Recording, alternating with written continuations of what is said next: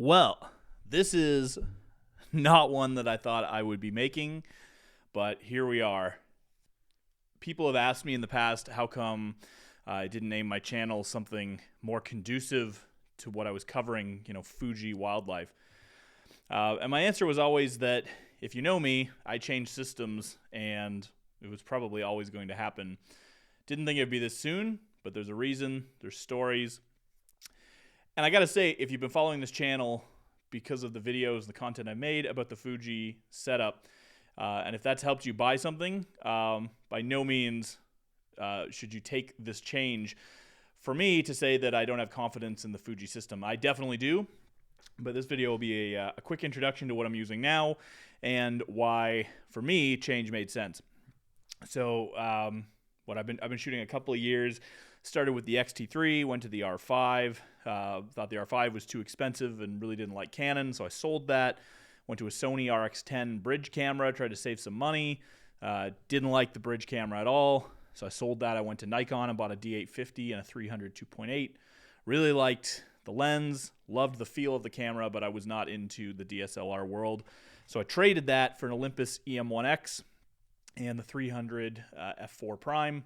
That was great, but the autofocus wasn't fantastic on that system, and I really missed having a zoom lens. So when the X-H2s came out, it was a dream scenario.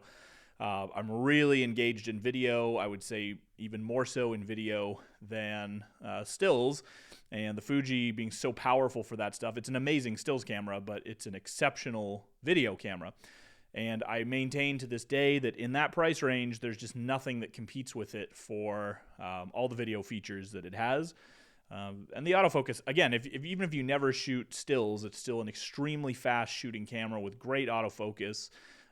You can buy the native lens and get 900 millimeters of effective reach. So it's a fantastic, fantastic setup. So what made me change, and what did I change to? Well, I never thought that I would say this, but it was a Sigma super zoom that got me thinking. A friend of mine, Alex, big Canon guy, has tons of crazy gear, knows everything about gear, and he bought the Sigma 60-600 a couple weeks ago, and our little community talked about it. He would talk about the lens a lot, and I think we probably all kind of thought he was joking. When he said he bought it, I thought he was full of it. But he did buy it, and he really liked it, and he was testing it against some pretty impressive prime lenses, and he was really happy with the results he was getting from that kit. So it got me thinking. I really hate carrying around multiple pieces of gear in the field. I like shooting one lens, one camera, and just going for it, and that's what I do. And I think the one limitation that I'm having with the Fuji is that a 150-600 on a crop body means that your short end is about 225 millimeters. So while I love the lens for the 600 millimeter APS-C, so again, about 900 millimeters effective reach, it's fantastic for that. When I want to shoot wide stuff, it's just not wide enough on the short end. So absolutely, you can bring another lens, you can have another body, but as I said, I just don't want to do any of that. I want one lens. I have bad knees, bad feet. I don't like to hike. I don't like to carry backpacks. And I'm already carrying a heavy tripod for the video work I want to do. So I don't want to be carrying extra stuff. I've had many days in the field where I brought extra lenses and try to swap them, and it just kills my workflow. I don't like doing it. I've said many times on this channel, I'm not a prime guy 9 times out of 10 because I like the versatility of zooms.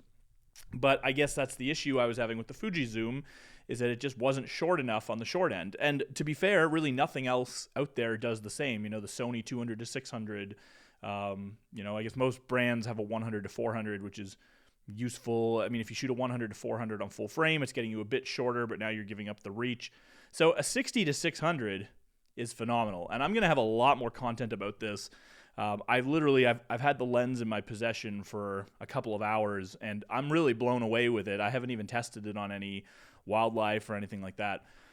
But at 200 millimeters, this lens can focus a couple of inches in front of the hood. It's pretty profound how close you can get. And right now, we're vlogging. I'm at 60 millimeters on this lens, and I'm using it as a vlog setup. That's just crazy. So I'm going to be able to do a lot of storytelling with this lens, and that gets me there. So I decided on the lens, and that's when I knew I was going to switch. I knew that I wanted this lens, and it had to be on a full-frame system. This lens came out a couple of years ago, and Sigma is just this month releasing a new mirrorless version, but only for Sony and L mounts. And I kicked tires on all of that for a second. I'm not a Sony camera fan, although, of course, they're very good. It's just not my cup of tea. But I thought even for a minute, what about an FX30? But again, now I'm getting back to crop sensor. Doesn't solve my problems. And I consider the X-H2s to be a superior cine camera to the FX30. So I thought I'm not going to another crop sensor video camera. So I get to thinking, well, what should I actually do? And it's pretty clear I need full frame. So the other issue with the new mirrorless version of the lens is it doesn't take teleconverters. So I figured I'm still going to probably want that flexibility to put at least a 1.4 and get a bit more reach when I want it. I don't like carrying lenses and changing all that, but a teleconverter fits in your pocket, no problem. And if you want to use it, you just take it out and pop it on. So teleconverters I don't love using, but I've used enough of them over the years to know that they're fine. So it got me thinking, what do I do? And it ultimately, I think it came down, it was close to Canon, and I was thinking, didn't want to spend a ton of money. As I've said on my channel many times before, the X-H2s is unparalleled in value, but I realized that if I was going to go to full frame, I was either going to have to give things up or spend a lot more money. And if you look at, if you look at things like the RX2 was my most serious comparison, and great camera, awesome low light, so get a little bit more image quality maybe out of the stills, giving up some reach. So I figure the extra low light at the exchange of reach for me was probably about a wash. Really capable video camera, but you're losing 4K 120, and that's not something that I was interested in. I'm trying to commit to myself to use less 4K 120 because I think it can be a little crutchy, but it's still ultimately, what I fell in love with about video, and that started with the R5. So as much as I've ranted about the R5, I started thinking, hey, well, I can get a used R5 now for, an extra $1,000 over the price of an X-H2s once I sell it. And I thought, okay, well, the R5, it gives me all of those things, not an amazing low light camera, but maybe I could make use of the megapixels in some situations. I don't feel like I felt the benefit of those megapixels before. But I did like the camera. Autofocus is great, and it's got the 4K 120. So I thought, okay, ticks all my boxes. Used R5 could be the way to go. But I really had my eye on flagships. I was looking at the R3 and the Z9, and obviously they're super expensive. And having traded gear, usually I've been selling and then buying something else used. In Canada, we have pretty high sales tax, so I didn't want to buy anything new. And having bought the Fuji new in store, I paid sales tax when I bought that, so I really didn't want to do that again. So I was pretty adamant that I said, you know what, I'll wait, and if a deal comes up at some point that makes sense, that I can buy a camera and a lens used, then maybe I'll move on that and sell my gear. Well, it just so happens I'd been going back and forth on the R3 versus the Z9, relentlessly watching every review, especially all the video reviews. I love the DP review stuff. Gerald Undun's video reviews are second to none. And I felt like I had a really good grasp on both cameras. Figured the lens would probably work better on the Canon. It comes in both mounts. But the R3 is an amazing camera. I think the Z9 is an amazing camera, but they differ. They have a lot of similarities, but there's a lot of places where they diverge. And the Z9 kept calling my name. It's what I wanted. And I have a bit of history with Nikon. When I was into cameras as a kid, I had a Nikon. My mom was a journalist. She just recently, she's been retired for a little while, but she gave me a bunch of her old Nikon gear, some old lenses and a couple old bodies. So I just have an affinity. I've always liked Nikons. If you can see my guitar in the background, I've went through hundreds of guitars over the years, one at a time, seeing what I like. And ultimately, I've always come back to Stratocasters. When I closed my eyes as a kid before I bought my first guitar, I pictured a Stratocaster. When I bought my first guitar, that's what I wanted. And now 20 years later, I've realized that's what I'm into. So for me, I feel like Nikon, and we'll see, famous last words, I jump brands a lot. But I've been wanting to come back to Nikon for a while. I've been lusting over a Z9 since before they came out, and I've been following all the firmware updates, and I've really felt like this is a camera that gives me everything I want. And this video is getting a little long, so I'm not going to go on too much longer. And I'm going to have lots of content coming in the future. I'm going to try to have less gear content. If you're a subscriber, I'm going to try to be focusing predominantly on vlogging in the field while I'm shooting, storytelling, and especially focusing on wildlife video creation. So if you're a Fuji shooter and you're thinking, well, there goes the channel, he's not going to cover Fuji anymore. That's true. I'm not going to cover Fuji anymore, but I'm also not turning this into a Z9 channel. Yes, the next month you can probably expect there's going to be some videos about the new lens and the Z9. But ultimately, my resolution for this year was to get away from gear. There's lots of great gear channels. I'm not a gear expert, and I don't really want to have a gear channel.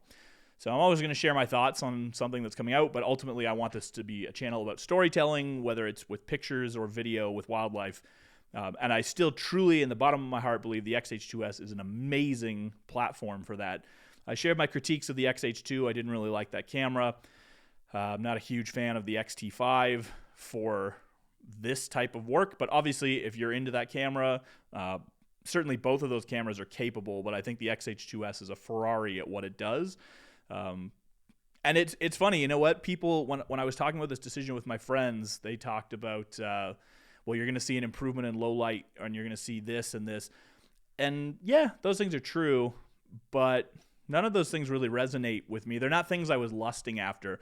I was never out in the field shooting the X-H2s thinking, wow, this autofocus isn't good enough. It's definitely good enough. I never got back and reviewed my files and thought, wow, these are too noisy and I can't do anything with these.